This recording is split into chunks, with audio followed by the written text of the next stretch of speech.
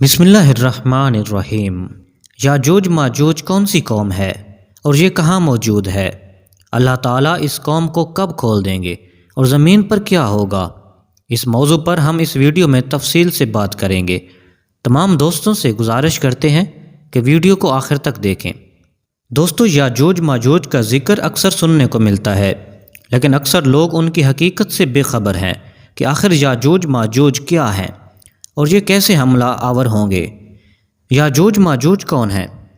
یاجوج ماجوج ایک قوم ہے جس کا ذکر الہامی کتابوں میں بھی موجود ہے کہ اس مخلوق کو حضرت ذوالقرنین نے دیوار تعمیر کر کے انسانی دنیا کی دوسری جانب قید کر دیا تھا، لیکن قیامت سے پہلے یاجوج ماجوج اس دیوار سے نکلنے میں کامیاب ہو جائیں گے اور جہاں سے گزریں گے انسانی بستیوں کو تباہ و برباد کرتے چلے جائیں گے۔ پھر وہ حملہ کرتے کرتے ایک جھیل پر پہنچیں گے جس کا ذکر کتابوں میں موجود ہے کہ وہ اس جھیل کا سارا پانی پی جائیں گے اور اس کے پیچھے آنے والے یاجوج ماجوج گروہ کو اس میں ایک بھی پانی کا قطرہ موجود نہیں ملے گا۔ ایسا محسوس ہوگا جیسے یہاں کبھی کوئی جھیل تھی ہی نہیں۔ اس جھیل کا نام تبریا ہے اور یہ بحر تبریا کے پاس موجود ہے۔ جھیل تبریا اسرائیل کے شہر تبریا میں واقع ہے۔ یہ اسرائیل میں سب سے بڑی میٹھے پانی کی جھیل ہے جو 21 کلومیٹر لمبی، 13 کلومیٹر چوڑی اور 43 میٹر گہری ہے۔ یہ وہ جھیل ہے جسے آج اسرائیل اپنے لیے معتبر سمجھ رہا ہے۔ وہی یاجوج ماجوج کی منزل ہوگی جس کا ذکر قرآن مجید نے 1400 سال پہلے فرما دیا۔ یاجوج ماجوج دراصل کون ہیں اور یہ کہاں رہتے ہیں؟ مولانا حافظ رحمان نے اپنی کتاب قصص القرآن میں اس کا ذکر کیا ہے اور قرآن مجید کی سورۃ الکہف میں اس کا ذکر موجود ہے۔ ارشاد باری تعالیٰ ہے، یہاں تک کہ جب وہ پہاڑوں کے درمیان پہنچے تو انہیں ان پہاڑوں سے پہلے کچھ لوگ ملے جن کے بارے میں ایسا لگتا تھا کہ وہ کوئی بات نہیں سمجھتے۔ مفسرین اور محققین نے لکھا ہے کہ حضرت ذوالقرنین سفر کرتے وہاں جا پہنچے جو آرمی میاں اور آذربائیجان کے نزدیک واقع ہے۔ وہاں دو پہاڑوں کے درمیان ایک قوم نکلی تھی جو کھیت تباہ کر دیتی تھی، ترکوں کو بے دردی سے قتل کر ڈالتی اور انہیں غلام بنا کر لے جاتی تھی۔ وہاں کے لوگوں نے حضرت ذوالقرنین سے درخواست کی کہ ہم آپ کو کچھ رقم جمع کر دیں گے تاکہ آپ ہمارے اور ان کے درمیان کوئی رکاوٹ بنا دیں۔ یہ یاجوج ماجوج تھے۔ قرآن مجید میں ارشاد باری تعالیٰ ہے، انہوں نے کہا، اے ذوالقرنین، یاجوج اور ماجوج اس زمین میں فساد پھیلانے والے لوگ ہیں، تو کیا ہم آپ کو کچھ مال کی پیشکش کر سکتے ہیں جس کے بدلے آپ ہمارے اور ان کے درمیان کوئی دیوار بنا دیں؟ جس پر حضرت ذوالقرنین نے جواب دیا کہ اللہ نے مجھے جو اقتدار عطا فرمایا ہے وہی میرے لیے بہتر ہے، لہٰذا تم لوگ میری مدد کرو تو میں تمہارے اور ان کے درمیان ایک مضبوط دیوار بنا دوں گا۔ پھر حضرت ذوالقرنین نے لوہے کے بڑے بڑے ٹکڑے دونوں پہاڑوں کے درمیان کھڑے کیے اور لوگوں سے کہا کہ ان کو جلاؤ۔ جب وہ ریڈ ہو گئے تو اس پر پگھلا ہوا تانبا ڈالا گیا تاکہ لوہے کے ٹکڑے مضبوطی سے آپس میں جڑ جائیں اور چکناہٹ کے سبب کوئی اس پر چڑھ نہ سکے۔ چنانچہ یہ دیوار ایسی بن گئی کہ یاجوج ماجوج نہ اس پر چڑھنے کی طاقت رکھتے تھے اور نہ اس میں کوئی سوراخ بنا سکتے تھے۔ کہا جاتا ہے کہ اس کی لمبائی 50 میل، اونچائی 290 فٹ اور چوڑائی 10 فٹ ہے۔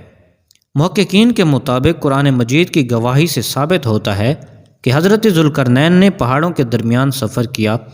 اس پہاڑی سلسلے میں ایک جگہ بہت ہی بلند ترین پہاڑ ہیں جن کے درمیان وہ واحد راستہ ہے جہاں سے آیا جایا جا سکتا ہے، مگر یہ راستہ مکمل برف سے ڈھکا ہوا ہے۔ اس کے اندر لوہا اور دھات موجود ہے۔ تاریخ کے مطابق یاجوج ماجوج حضرت نوح علیہ السلام کے ایک بیٹے یافس کی اولاد میں سے ہیں جو خانہ بدوش اور وحشی قبائل پر مشتمل تھے۔ ان کی تعداد بہت تیزی کے ساتھ بڑھی۔ یہ حضرت ذوالقرنین کے زمانے تک مختلف قبائل، قوموں اور آبادیوں میں پھیل چکے تھے۔ روایات میں آتا ہے تب سے اب تک یاجوج ماجوج اس کوشش میں لگے ہوئے ہیں کہ کسی طرح دیوار کو گرا کر باقی دنیا سے جا ملیں۔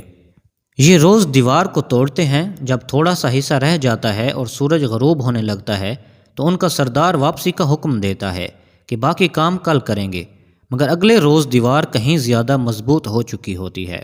جب یاجوج ماجوج کے خروج کا وقت آ پہنچے گا تو وہ تمام دن دیوار میں سوراخ کریں گے اور ہر روز کی طرح ان کا سردار شام کو واپسی کا حکم دے دے گا اور کہے گا کہ باقی کام کل کریں گے انشاءاللہ۔ اس سے پہلے کبھی انہوں نے یہ الفاظ استعمال نہ کیے ہوں گے۔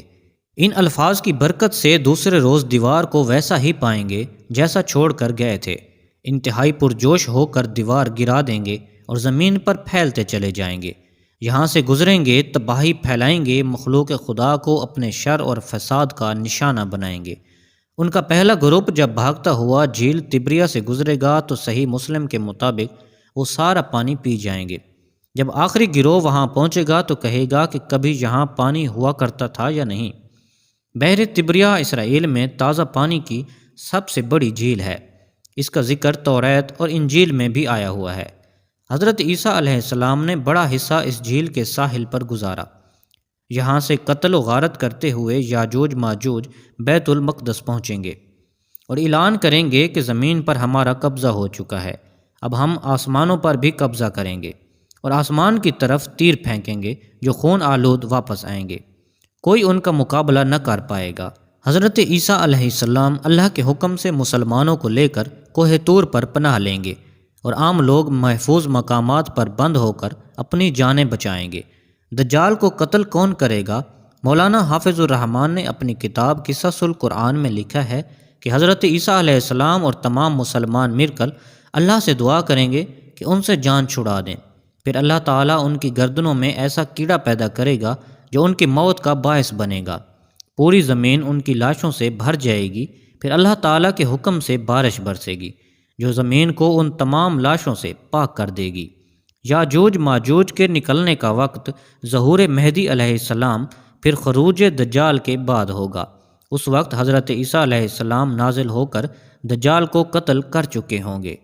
ان کے نکلنے کی ایک علامت بحیرہ تبریہ کا پانی کا تیزی سے کم ہونا بیان کیا جاتا ہے، جس کا حدیث مبارکہ میں بھی ذکر ملتا ہے، اور یہی وہ وقت ہوگا جب قیامت قریب ہوگی۔ دوستو، اگر آپ کو ویڈیو پسند آئی ہے تو چینل کو سبسکرائب کر دیں اور ویڈیو کو لائک اور شیئر کر دیجیے۔